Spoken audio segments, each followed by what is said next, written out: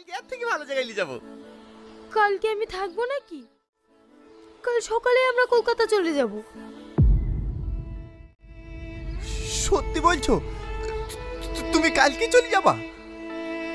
হ্যাঁ, আমি চলে গেলে তোমার কষ্ট হবে না? কষ্ট তো একটু হবেই, এই কদিন ধরে একসাথে বেড়াচ্ছি না। কই, আমাকে তো একবারও জিজ্ঞেস করলে না তোমাকে ছেড়ে গেলে আমার কষ্ট হবে কি না। এতে জিজ্ঞেস করার কি আছে? আমাদের মতো গায়াদেরকে কে বা মনে রাখে? কাল তুমি শহরে গিয়ে তো সব ভুলে যাবা।